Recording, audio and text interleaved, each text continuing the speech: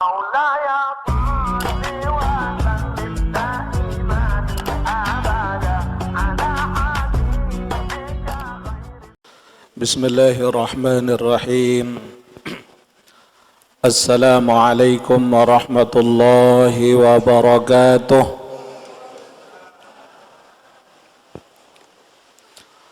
الحمد لله الذي هدانا لهذا وما كنا لنهتدي لولا أن هدانا الله. أشهد أن لا إله إلا الله وحده لا شريك له، وأشهد أن سيدنا محمدا عبده ورسوله.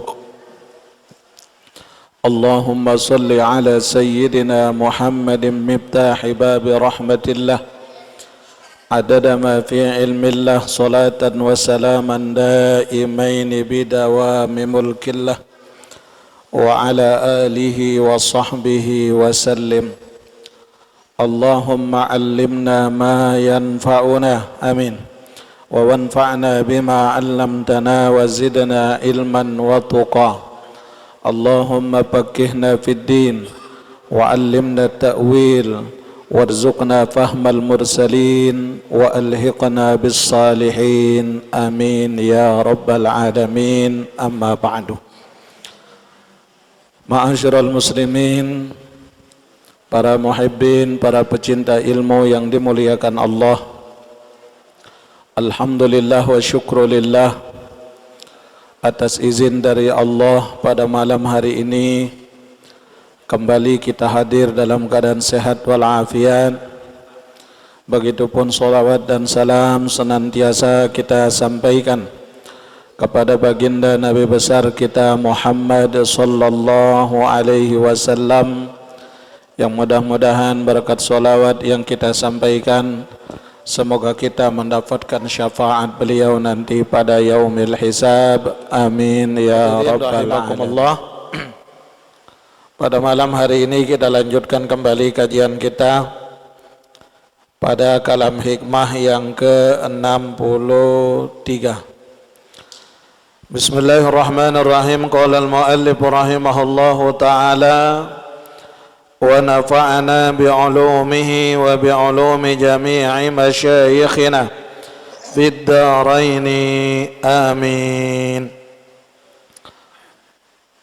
وقال الإمام أحمد ابن عطاء الله السكندري الأنوار مطايا القلوب والأسرار. Sesungguhnya cahaya iman itu adalah akan mampu menghidupkan hati seseorang dan menjadi rahasia terdalam dalam jiwa mereka.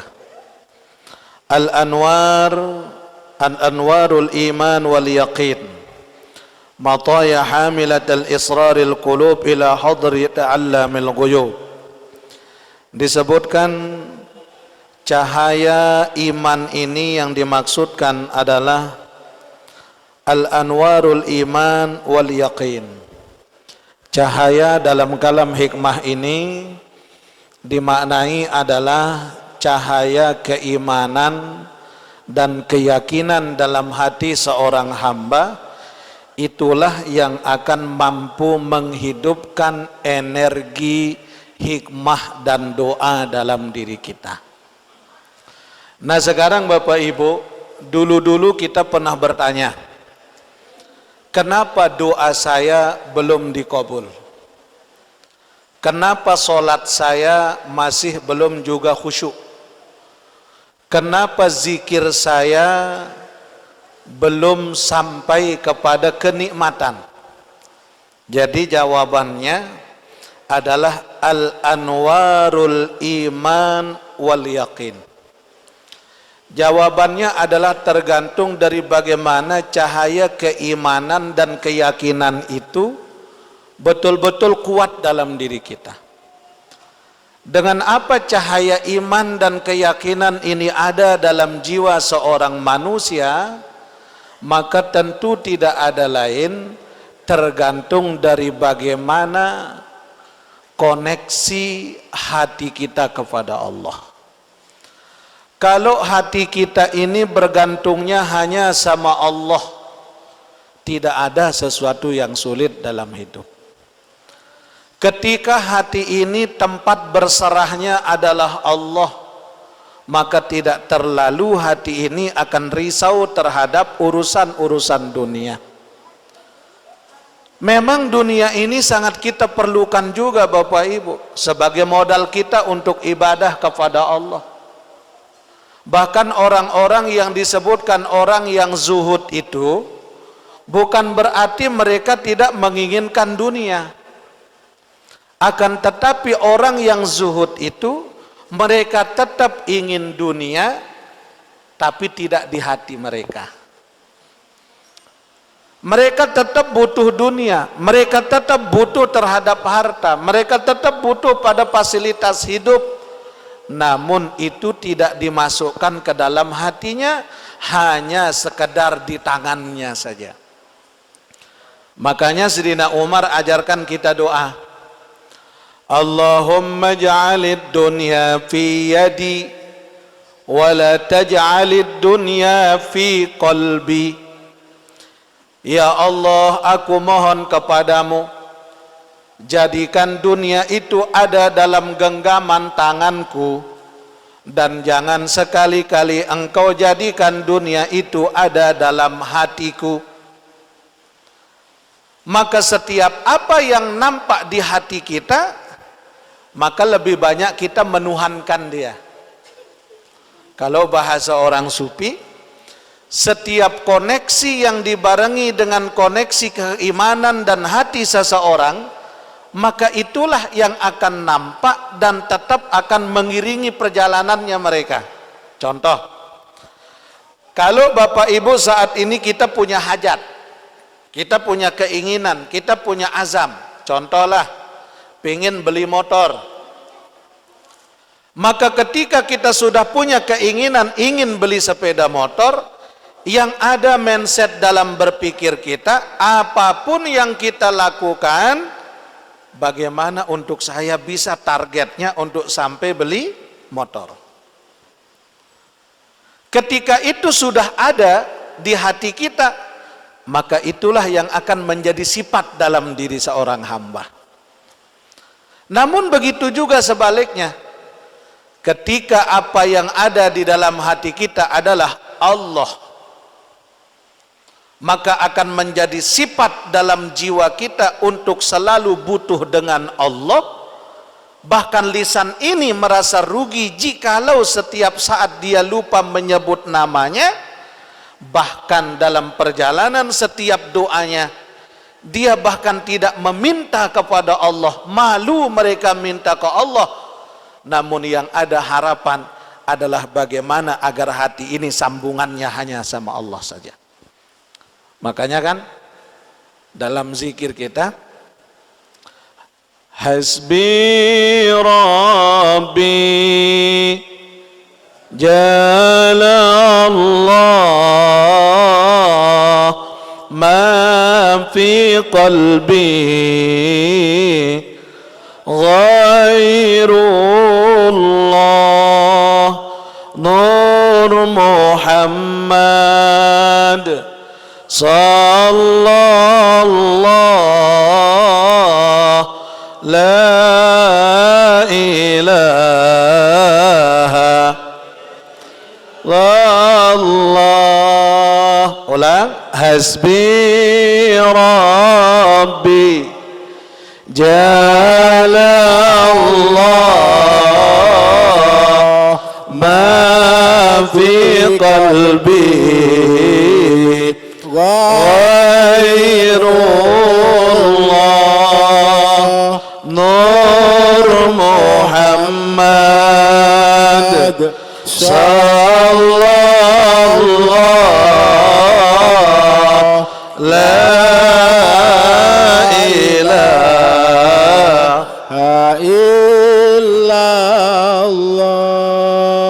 Cukup Allah di hatiku, hanya Allah di jiwaku. cahaya Muhammad, kekasih Allah, tiada Tuhan.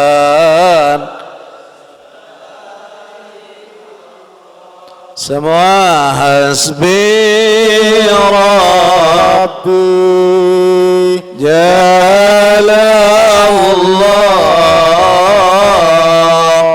ma fi qalbi ghairullah. Nur Muhammad sallallahu la ilaha illallah. Jadi pengakuan bahwa kita ini butuh sama Allah. Hidup kita, kondisi kita, keadaan kita, bahkan ketika matinya kita tetap butuh Allah. Hingga disebutkan anwarul iman wal yaqin mataya hamilatil israril qulub ila hadrati allamil ghuyub. Cahaya keimanan dan yakin. Kenapa dibedakan dalam kalimat ini antara iman dan yakin? Karena al-iman di sini bimakna mukmin, wal yaqin di sini bimakna mutqin, yaitu hamilatul israr, merupakan pembuka daripada gudangnya rahasia. Al-qulub, rahasia-rahasia dalam jiwa, dalam qalbu seseorang, ila hadrati allamil ghuyub, hingga mereka mampu masuk menuju alam kegaiban, alam yang tidak nampak. Nah, sekarang yang dimaksudkan anwarul iman, cahaya iman dan yakin ini yang bagaimana? Kata ulama, kita mesti melihat dulu posisi keimanan kita. Iman kita niki Bapak Ibu kondisinya sekarang ini sampai pada tingkat apa? Makanya kata ulama tingkatan iman itu ada 5. Yang pertama iman taklid. Iman taklid. Apa iman taklid? Wa huwa yasihhu imanuhu ma'an nisyan. Yaitu imannya masih bercampur dengan perbuatan dosa. Sekarang beriman, entar sore bisa saja hilang iman kita. Lagi di masjid beriman, tapi pas ketika di pasar hilang imannya. Ini namanya iman taklid. Wa huwa imanuhu ma'al ghair. Imannya seseorang itu masih bergantung kepada orang lain. Jadi bukan murni dari dorongan jiwanya. Ketika dia ditanya, nak kakak rajin lalu dengan ngaji, oh alhamdulillah. Pokok bagaimanapun dia itulah saya. Embe ja unin ia uning keku. Jadi dia beriman, tapi imannya itu masih mengikut kepada sebab orang lain. Ente terlalu ngaji ente jokano jogate pun. Agak debele ngaji sama lepak kaling pun. Jadi ngajinya itu dengan sebab orang tertentu. Hingga disebutkan imanuhu ma'an nisyan. Iman yang seperti ini masih senang dia dengan dosa. Tetena ibadah demen, tetengak gawe dosa dah cemoh. Nah, ini iman yang pertama nih. Maka tingkatan iman ini kata ulama bahwa muslimun. Inilah yang disebut dengan tingkatan muslim. Apa itu? Bisa saja muslimnya dengan sebab keturunan, tapi bukan dengan sebab keimanan. Contoh kita ini, Kita Bapak Ibu, kita kan ini lebih banyak Islamnya kita karena keturunan. Andaikan kalau kita lahir dari rahim orang tua yang non muslim, kira-kira kita muslim apa tidak? Bisa saja kita di luar Islam. Tapi alhamdulillah karena orang tua kita, keluarga kita, kita lahir dari rahim seorang yang muslim, maka kita pun menjadi orang muslim. Jadi beda kelas keimanannya orang yang Islamnya karena keturunan dengan Islamnya karena hidayah, beda Pak. Makanya orang-orang yang non muslim masuk Islam itu mereka karena penelitiannya, karena mereka kaji Al-Qur'annya, karena mereka kaji ini loh, sehingga lebih kuat, bisa saja lebih kuat iman mereka daripada kita. Ini tingkatan muslim. Ketika diajak ibadah masih malas, tapi ketika urusan agama banina. Contoh nih, orang-orang yang masih gemar dengan perbuatan maksiat nih, mudah-mudahan kita terhindar dari itu. Orang yang masih senang berbuat dosa, dia muslim, tapi sulit untuk mengekang diri mereka dari perbuatan dosa. Tapi pas ketika agama dihina, mereka paling julu Pak. Mereka paling depan, bahkan mereka berani mengorbankan nyawa. Nah ini bingung malaikat teman ini. Wah ini gawe dosa hebat nih, mulai berjuang ada hebat kata malaikat. Nah kita tidak perlu heran Bapak Ibu. Nah inilah masuknya masih dalam tingkatan iman taklid. Iman kita masih mengikut kepada sebab orang lain. Pokok apa Jaon dan Aji Huda itu dah kata saya. Masih kita bersantung kepada orang. Jadi belum tentu iman ini murni dari dalam diri kita. Inilah yang disebut dengan muslim. Belum mukmin. Muslim namanya. Dia Islam tapi munafik, muslim. Dia Islam tapi musyrik, muslim. Dia Islam tapi tidak sholat, muslim. Dia Islam tapi tidak puasa, muslim, masih muslim. Muslim Ramadan denwah puasa, Idul Fitri yo paling boleh takbir. Nah ini muslim. Bagaimana imannya? Masih iman taklid. Yang kedua kata ulama, ada iman itu dalam tingkatan imanu ilmin, imam dengan sebab ilmu, wa huwa yasihu imanuhu ma'ad dalili binad dalaili. Mereka beriman itu dengan sebab dalil-dalil qat'i. Mereka tahu dalilnya dengan sebab menuntut ilmu, ngaji dia. Mereka akui dirinya beriman, zikir dia. Mereka akui dirinya beriman, hadir dia dalam setiap kajian ilmu agama. Inilah namanya iman bil ilmi. Kalau bahasa ulama menyebut, inilah kategori ilmul yakin. Ilmul yakin. Jadi ibadahnya tidak sekedar nurut-nurut doang. Ibadahnya dengan sebab ilmu. Pak, kok rajin banget pergi ngaji? Alhamdulillah mumpung masih sehat, masih Allah kasih kesempatan. Dan kalaupun kita ngaji emang udah kewajiban kok dari Allah. Ada dalil agama yang ada dalam setiap ucapan mereka dengan sebab ilmu yang dia miliki. Iman yang kedua ini disebut dengan ilmul yakin. Dia meyakini segala sesuatu itu dengan sebab ilmunya. Hingga iman yang kedua ini disebutkan masuk dalam kategori mukmin. Inilah orang-orang mukmin itu.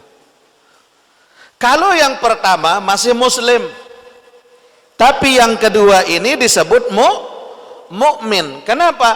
Mengimani Allah ada ilmunya. Makanya kita Bapak Ibu, semakin kita kaji Al-Hikam ini, semakin kalam hikmah yang lebih tinggi nilainya, kalam hikmah sampai ratusan kalam hikmah itu, akan semakin kita mempelajari tentang kebesaran Allah, tentang ketuhanannya Allah, maka akan semakin kita tidak akan tahu tentang bagaimana rahasia Allah yang sesungguhnya. Maka disinilah makomnya manusia. Kita ini dhaif, kita niki lemah, kita ini tak berdaya, tak memiliki apa-apa. Bahkan hadirnya kita ini karena anugerah Allah, bukan dengan sebab kita sendiri. Kalau memang dengan sebab kita sendiri Bapak Ibu, makin kan kita sehat, alhamdulillah, makin kan kita hidup, alhamdulillah. Tapi sehebat-hebatnya hidup, sebanyak apapun yang kita punya, tetap akhir hidup adalah kematian. Yang hidup kita sekarang ini, yang mati kita. Kira-kira ada tidak pengetahuan kita tentang kematian? Piranto mati kira-kira? Hah? Tidak ada kita yang tahu. Itu rahasia Allah. Nah, ketika ilmu seperti ini, sesuatu yang bukan ranah pengetahuan manusia, dia serahkan kepada Allah, itu iman. Masuk pada iman yang kedua. Namanya iman apa? Iman ilmi. Imanu ilmin atau ilmul yakin. Inilah kategori orang-orang yang disebut mukmin. Kata ulama, iman yang pertama dan kedua, wahuma yusamma, yang dua ini disebut dengan imanu syariatin. Inilah iman syariat. Iman syariat. Kan arak model temaran niki. Model kita nih kan, pertama ada kadang-kalanya kita mengikut ke orang lain. Yang kedua ada kadang-kalanya kita kuat dengan pendapat serta ilmu kita. Maka yang dua ini, yang pertama dan kedua kata ulama, itulah iman syariat. Yang ketiga, ini untuk bisa masuk kepada hamilatul asrar. Yang ketiga, ada tingkatan iman kita itu namanya imanu ayyanin. Iman dengan sebab pandangan. Pandangan apa? Ma'rifatullah bimuraqabatil qalbi. Dia mampu mengenal Allah, mempelajari tentang ketuhanannya Allah melalui pendekatan mata batinnya, pendekatan hatinya. Ada kegelisahan di hatinya ketika saat itu dia tidak dihadapkan ke Allah. Gelisah dia, galau dia, kalau masih ada kewajiban dari Allah yang belum terselesaikan olehnya. Ini namanya imanu ayyanin, iman dengan sebab pandangan batin seseorang. Kata ulama, iman yang ketiga inilah yang disebut dengan ainul yakin. Ainul yakin. Dia meyakini Allah melalui pandangan batinnya. Dikala dia menyebut asma Allah, tenang hatinya. Allah, Allah, Allah, Allah, Allah, Allah, Allah, Allah, Allah, Allah, Allah, Allah, Allah, Allah. Ada rasa di hatinya. Oh, aku merasa memiliki Allah. Aku merasa diawasi sama Allah. Maka inilah orang-orang ketika keimanannya sudah sampai kepada tingkatan yang ainul yakin niki jamaah, inilah yang disebut dengan golongan muhsin. Apa? Muhsin. Sudah masuk dia dalam makom ihsan. Apa makom ihsannya? Anta'budallaha ka'annaka tarah, fa in lam takun tarahu fa innahu yarak.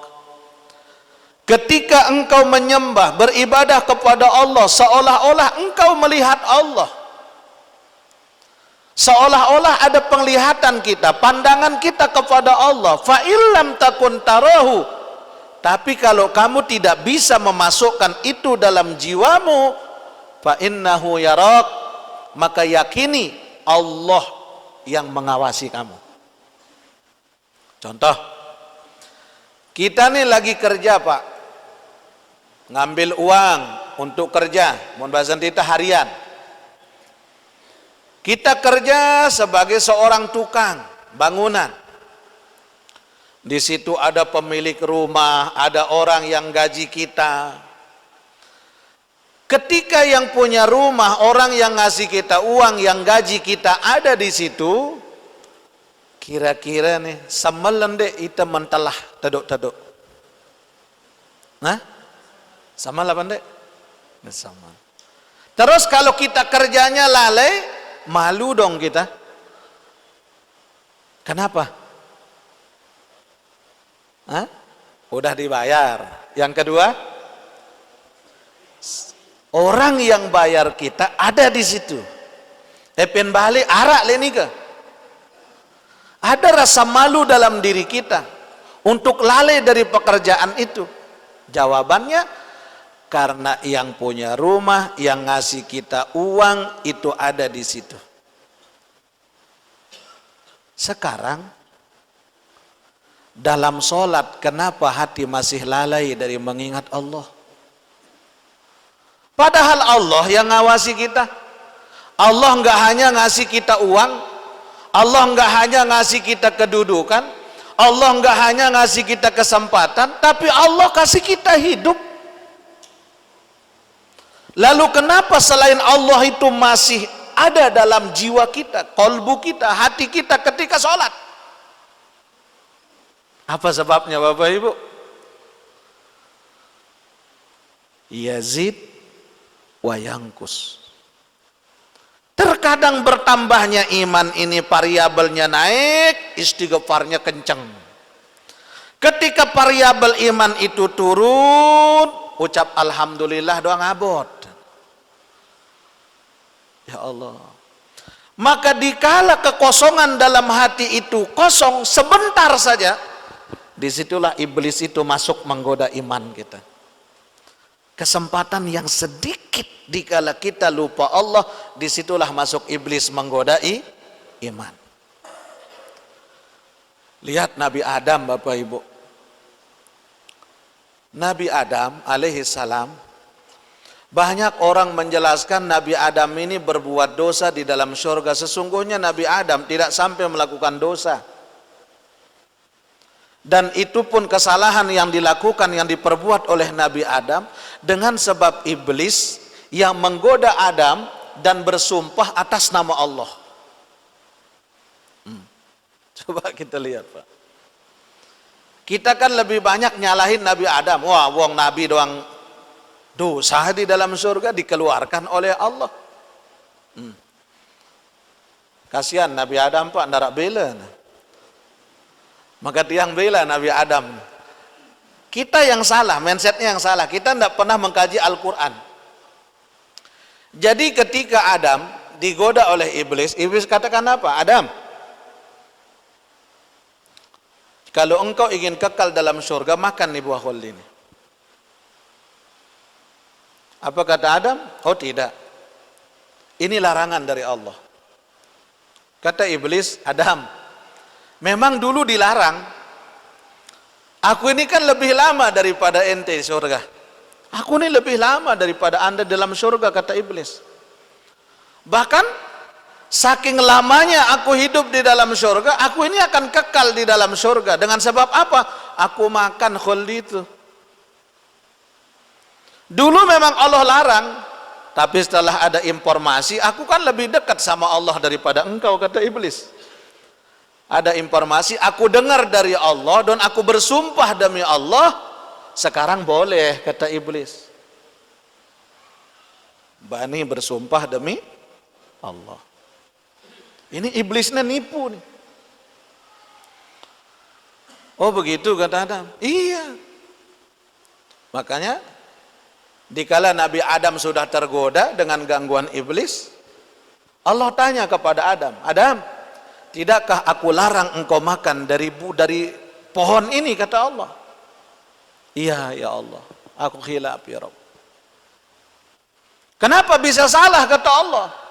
Ya Allah, demi kebesaran zatmu, karena aku tidak menyangka ada orang yang menyebut namamu, bersumpah atas nama engkau, saking aku berhusnuzon atas namamu ya Allah, aku tidak meragukan iblis meskipun dia bersumpah palsu tapi dengan mengatasnamakan namamu. Jadi Bapak Ibu, saking husnuzonnya Nabi Adam, setiap orang yang menyebut Allah meskipun dia salah, Nabi Adam kira itu benar. Contoh nih, contoh.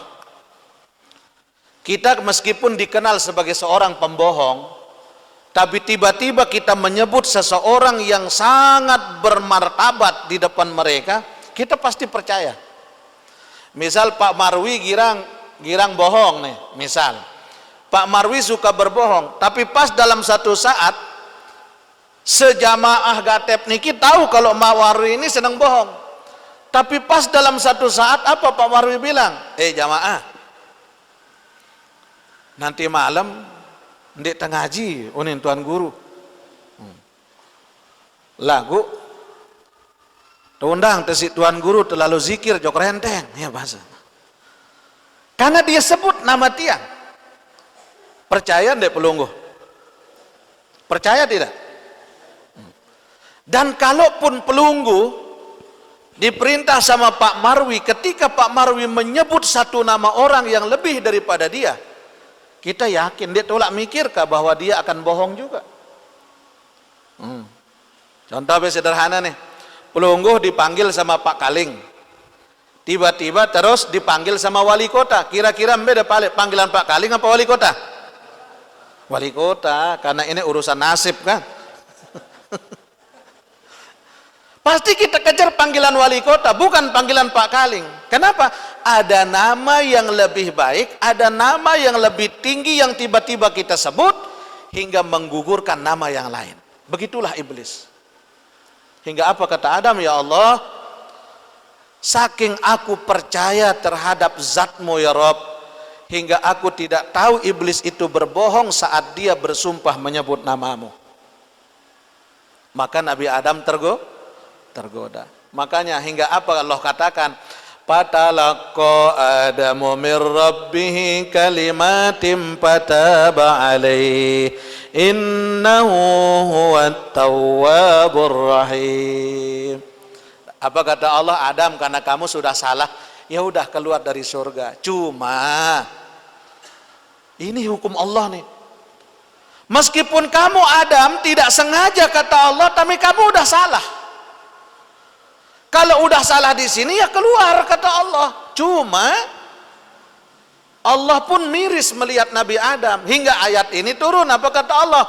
Fatalaqa Adamu mir rabbih, hingga disampaikan, dibekali Nabi Adam oleh Tuhannya kalimatin fataba alaih, suatu kalimat, suatu doa untuk dia pakai bertaubat. Tesugulang Nabi Adam, lagu tebeng sangu. Adam, ndak apa-apa kamu keluar dah Adam, keluar. Cuma nih kadu berdoa kalimatnya ada keterima tobat. Jadi dikasih kisi-kisi sama Allah, keluar, kata Allah, keluar. Cuma aku bekali kamu Adam, aku bekali dengan ayat ini. Dalam ayat yang lain, apa doa yang diajarkan oleh Allah? Rabbana zalamna ampusana wa illam taghfir lana wa tarhamna. Jadi yang mengajar Nabi Adam doa ini Allah. Allah yang ngajarin doa. Fatalaqa Adamu min rabbihi kalimatin fataba alaih. Maka Allah ajarkan Adam satu kalimat untuk dia pakai bertaubat kepada Allah. Innahu huwat tawwabur. Makanya Allah itu maha menerima taubat. Jadi Bapak Ibu, dari sini kita belajar. Orang nipu itu bahasanya lembut. Bahkan bersedih-sedih. Jangan ya nipu dengan. Ndek narak dengan nipu jujur. Oh Pak Amit, tiang tipu sih deh. Oh narak mana? Jadi bahasanya lembut, bahasanya santun, bahkan memelas. Karena memang itu ilmu menipu cara iblis. Bahkan dia sebut nama Allah. Makanya tingkatan mukmin itu, nah kembali. Orang-orang yang imanu bi ayyanin, berimannya dengan sebab pandangan batinnya ini, mereka betul-betul merasa diawasi sama Allah. Hingga dia jadikan ini solat yang dia lakukan solatan muwaddi', menjadi ibarat solat yang terakhir. Habis solat tinggal aku yang disolatkan. Ini makomnya namanya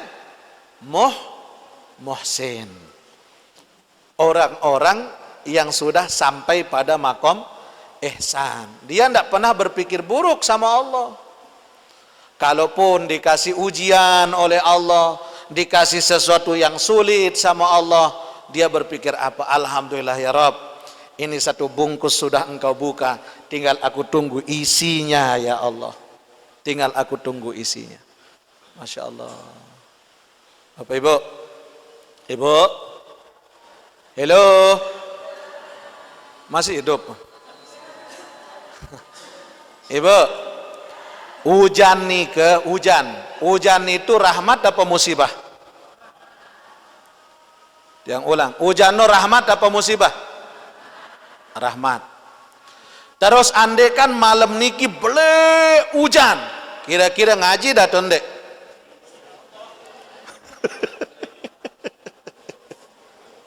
Ngaji apa enggak? Kan bingung menjawab. Rahmat pun. Lalu beli hujan, libur. Berarti rahmat apa musibah? Jadi hujan itu rahmat dari Allah. Jadi setiap Allah menurunkan rahmat nikmat itu selalu ada bungkusnya oleh Allah. Ada bungkusnya. Hanya saja hujan itu kita katakan sebagai musibah pas ketika turunnya saat kondisi kita sedang tidak sesuai dengan kondisi turunnya hujan. Contoh, ibu sedang jemur pakaian, nggih, nyekan de kendang teri, wah telu jelun de nenek geru. Pas ketika dijemur turun hujan, rahmat apa musibah? Hujan. Nah, orang-orang yang imannya sudah sampai kepada mukmin, dia nggak pernah nyalahin apa yang Allah kirimkan kepada diri mereka. Yang ada, alhamdulillah ya Allah. Meskipun hujan, insya Allah dengan hujan ini Allah akan terima doa saya. Alhamdulillah ya Rabb. Kalaupun hujan, mungkin dengan ini cara Allah untuk ngampunin dosa saya. Alhamdulillah ya Rabb. Kalaupun dengan hujan ini hamba batuk pilek ya Allah, tapi alhamdulillah ya Allah, aku tahu rasanya orang yang sedang sakit, maka ini mengingatkan aku kepadamu ya Rabb. Harapmu ni mana? Apalagi lamun beli hujan paling susah dagang sia. Ya Allah. Nah, kembali. Inilah tingkatannya orang-orang yang mukmin, maka derajatnya namanya muhsin. Yang keempat ada namanya imanu haqqin, iman yang hak. Wallahu taala alam. Kita azan dulu. Yang keempat, kita masuk pada imanu haqqin, iman yang hak. Iman yang hak inilah yang disebut dengan haqqul yaqin, yaitu ma'rifatullah bil qalbi wan nafsi. Ini orang-orang yang imannya sudah iman yang hak niki, dia mengenal Allah, bahkan merasa dekat dengan Allah murni dari lubuk hati yang paling dalam dan atas dorongan jiwanya, dorongan nuraninya. Jadi an-nafs ini yang tidak pernah bisa dibohongi. Jadi orang-orang yang sudah sampai pada tingkatan ini, dia mampu melihat sesuatu yang menjadi rahasia dalam kepribadian orang lain. Kenapa? Mainnya itu dengan nafas, dengan jiwa. Hingga tentu disebutkan, kata Imam Ahmad, dengan apa yang menyebabkan mereka begitu, al-waridatil madhkurat, dengan wirid-wirid, dengan zikir-zikir yang khusus yang sering mereka amalkan. Hingga kalau dia tidak menyebut Allah, rugi rasanya. Bahkan orang-orang yang seperti ini, dia merasa berdosa ketika sedetik hatinya, jiwanya tidak mengingat Allah. Inilah orang-orang yang la yaghibu rabbuhu an kulli khatiri tarfata aini. Orang-orang yang tidak pernah gaib Allah dari hatinya meskipun sekejap mata. Setiap yang dia terima itu, dia sudah tidak melihat besar kecilnya nikmat. Tapi yang dia lihat, alhamdulillah Allah masih ingat sama saya. Lihat Nabi Ayub alaihissalam. Sekian puluh tahun Nabiullah Ayub alaihissalam sakit. Istrinya berkata, pelungguhkan kekasih Allah, coba minta sama Allah agar Allah sehatkan. Apa kata Ayub? Alhamdulillah, aku bersyukur dengan nikmat ini. Berarti Allah cinta sama saya. Dan aku malu minta sehat ke Allah, karena sehatku sekarang ini sudah berumur sekian tahun. Aku sudah berumur 50 sekian tahun, sementara sakitku baru hanya 14 tahun. Masih lebih banyak sehatku ketimbang masa sehat daripada masa sakitku. Baru aku mau minta sembuh ke Allah jikalau masa sakitku sudah sama tahunnya dengan masa sehatku. Allah. Bau itu marah ini. Sakit gigi semalam berembe hidapan. Allah. Baru sekadar sakit gigi dikasih sama Allah. Bahkan lamun tak amalan le Quran dek man ini Quran salah hang tu. Kanja iya udah Tuhan guru lagu agak dek nini. Jadi bukan Qurannya yang salah, tapi kondisi jiwa kita yang jiwa Al-Quran itu belum bisa masuk dalam diri ini. Orang-orang yang iman hak ini, maka apa tingkatannya? Inilah yang disebut mutqin. Disebut mutqin. Jadi hakikat takwa itu sudah nempel pada diri mereka. Inilah maksudnya Allah katakan la'allakum tattaqun itu. Orang bertakwa itu bukan hanya orang yang kenal Allah, tidak. Tapi mereka yang mampu melihat kebesaran Allah dalam setiap apa yang dia alami. Ada keluarganya meninggal, dia tak katakan apa, ini yang terbaik menurut Allah. Kita mau apa? Sesungguhnya yang sering menjadikan kita gelisah itu Bapak Ibu adalah keterikatan batin kita terhadap sesuatu yang lain. Itu yang membuat kita gelisah.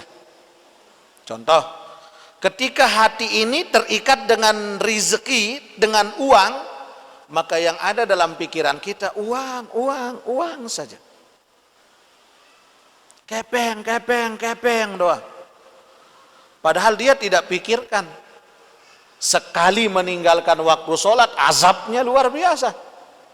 Dia noh pikiran, tapi yang penting dia dapat.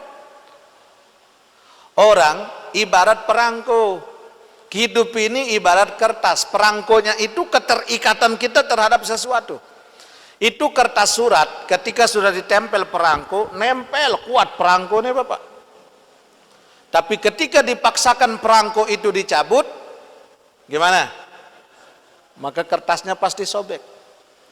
Ketika hati manusia ada keterkaitan dengan selain Allah, hati kita ada keterkaitan dengan makhluk, hati kita ada keterkaitan dengan kemewahan, maka ketika itu hilang, maka pasti sobek keimanan kita. Sobek dah hati kita. Siapa yang disalahin? Allah. Allah jawab dalam Al-Quran, innal insana khuliqa halu'a. Manusia itu aku ciptakan paling sempurna, tapi mereka tetap saja berkeluh kesah. Betul? Piran musim panas, apa pita? Hujan. Makin tetap hujan, apa unin? Halu'a kata Allah. Idza massahu syarru jazua.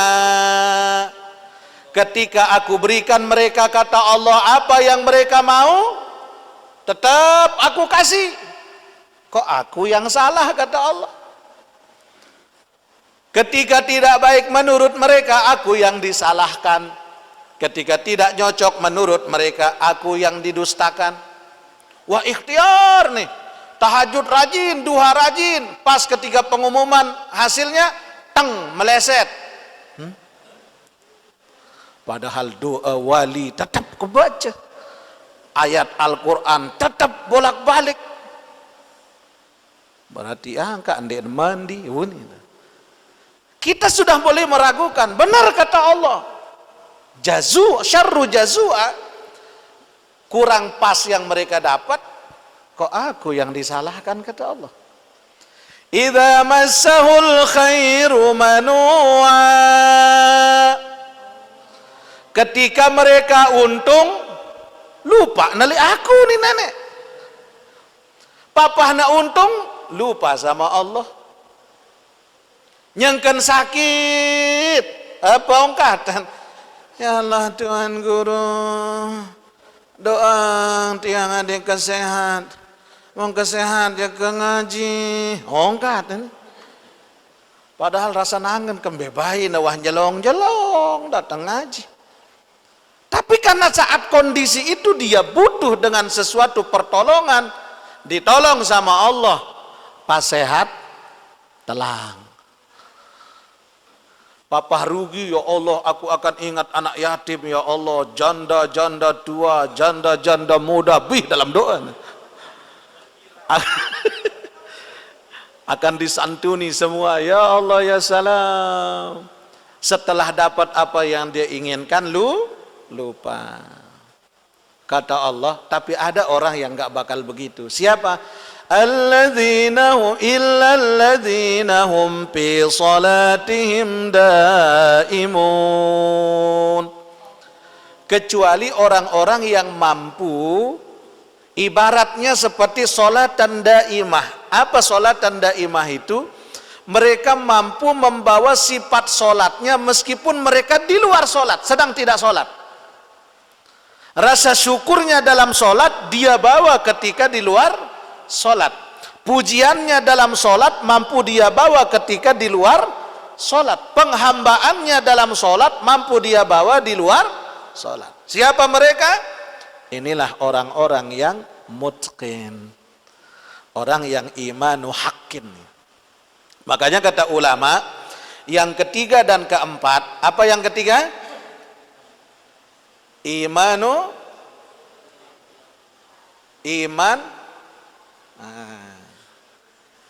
imanu ainul yakin. Kalau tingkatannya namanya muhsin. Yang keempat hakul yakin, tingkatannya namanya mutqin. Wa huwa qismani, yang dua ini disebut dengan imanu tariqatin. Inilah iman tariqah. Iman tariqah. Apa sih tariqah itu? Tariqah itu kita belajar naik dan belajar turun. Itulah ilmu tarekat. Ilmu tarekat itu ilmu yang mengajar kita belajar untuk naik dan belajar untuk turun. Dendek taek doang, terpelajari le tarekat. Taek doang pelajarin, syariat lupaan. Ende na sembayang, lepas sholatnya. Kenapa? Karena dia cuma belajar naik. Bahkan Bapak Ibu, lebih mudah kita naik ketimbang turun. Di samping kita belajar thariqah, kita belajar untuk naik. Naik apa? Naik pandangan jiwa kepada Allah. Perlu juga kita belajar bagaimana untuk menurunkan nafsu dalam diri kita, hingga yang nampak itu hanya kebesaran Allah. Orang yang hanya siapnya naik namun tidak siap turun, inilah ketika turun dia stres. Contoh, yang pernah dulu waktu sanawiyah pernah mendaki ke Gunung Rinjani dengan teman-teman dulu waktu sanawiyah. Bapak Ibu, memang orang mendaki gunung itu subhanallah memang butuh tenaga luar biasa. Memang kata orang tua kita di Sasak ini, di tengah-tengahnya sebelum masuk Rinjani itu ada namanya Bukit Penyesalan. Nah pelunggu sasampun begunung aran Bukit Penyesalan. Tiang bingung apa kenen musik Bukit Penyesalan no. Muntiang para najak-ajak dengan toak lain. Ternyata betul.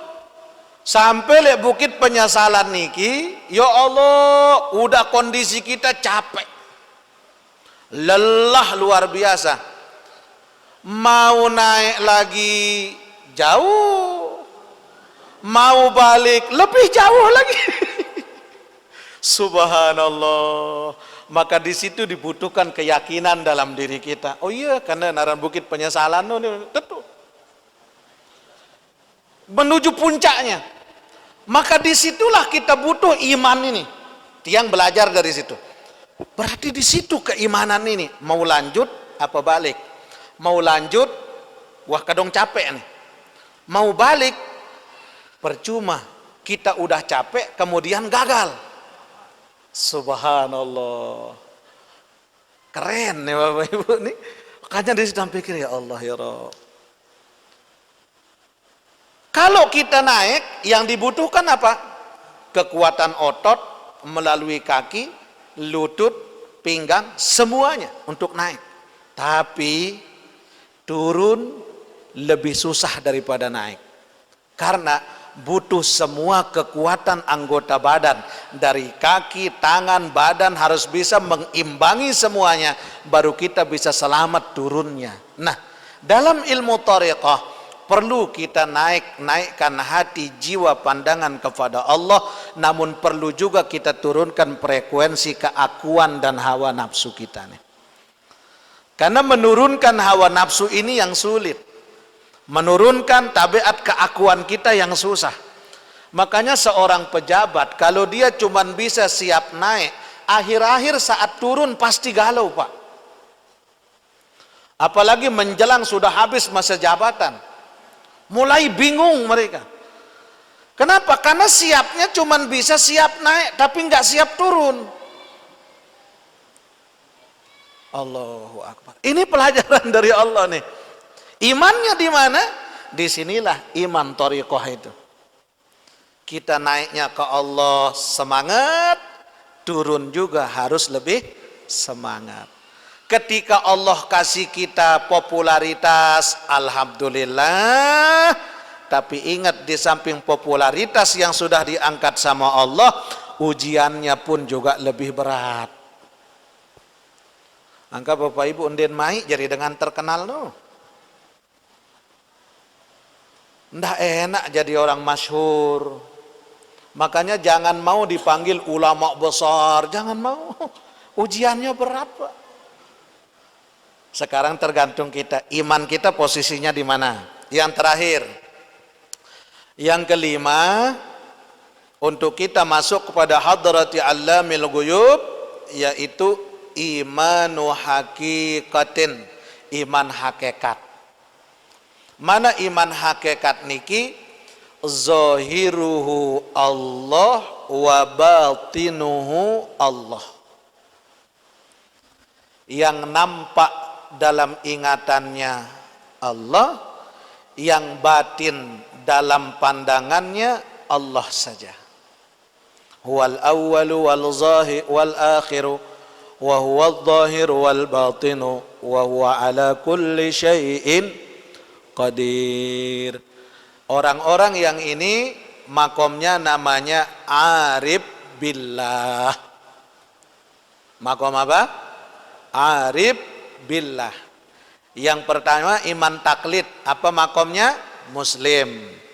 Kedua iman bil ilmi wad dalil, makomnya mukmin. Keduanya iman syariat. Yang ketiga imanu ainin, ainul yakin, makomnya muhsin. Yang keempat hakul yakin, makomnya mutqin. Yang ketiga empat namanya iman tariqah. Yang kelima iman hakikat secara langsung. Mana orang-orang yang memandang kepada yang zahir adalah ingatannya kepada Allah, memandang kepada yang batin pun ingatannya kepada Allah. Dia mampu kembali ke titik nol. Yang dimunculkan hanyalah angka satu saja. Satu saja. Bahkan disebut angka mulai bisa terhitung itu sejak mulai 2, 3 dan seterusnya. Namun itu tidak akan ada kalau tidak dengan sebab angka yang pertama, yaitu angka.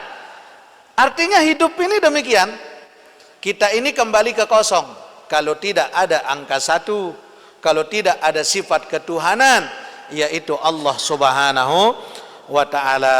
Mudah-mudahan apa yang kita kaji ini ada manfaatnya Bapak Ibu. Mudah-mudahan Allah buka hati kita dengan cahaya iman hingga kita masuk dalam apa yang diajarkan oleh Imam Ahmad bin Athaillah, dan mudah-mudahan Allah bimbing kita dengan hidayah hingga kita istiqomah melaksanakan perintah Allah Subhanahu wa ta'ala. Amin ya rabbal alamin. Bi sirril Fatihah.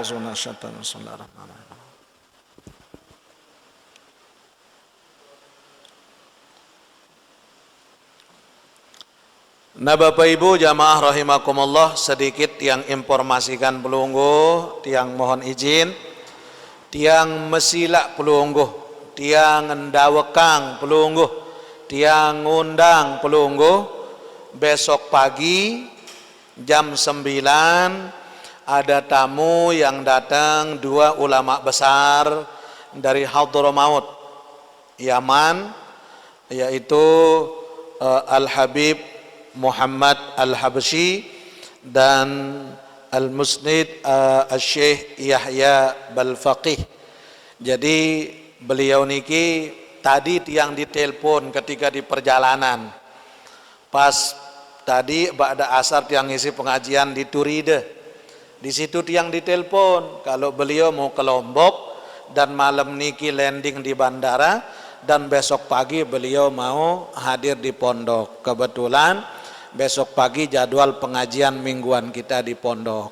Jadi untuk mengambil barokah Bapak Ibu dari 2 ulama besar yang berkesempatan tiang tunas kehadiran pelungguh besok nggih jam 9 pagi di pondok kita, di pondok pesantren Rumah Quran Birrul Walidain Salib Raya. Nah mudah-mudahan bau hadir ibu nggih. Ibu ada linda begawe le mak? Ada?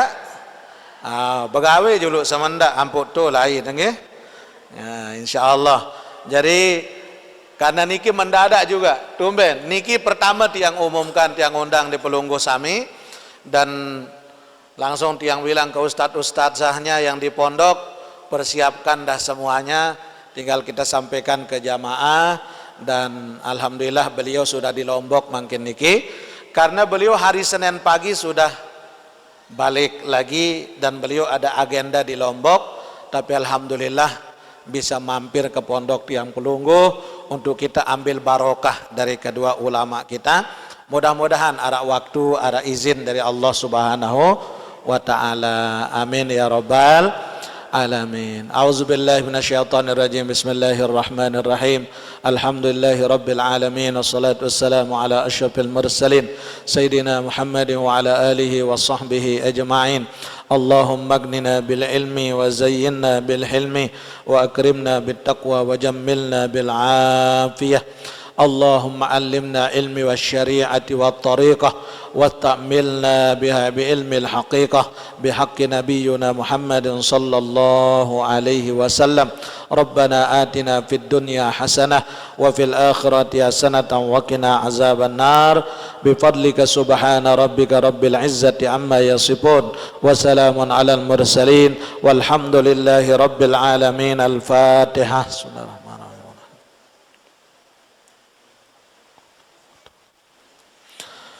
Hadanallah wa iyyakum ajma'in wallahul muwaffiq wal hadi ila sabilir rasyad.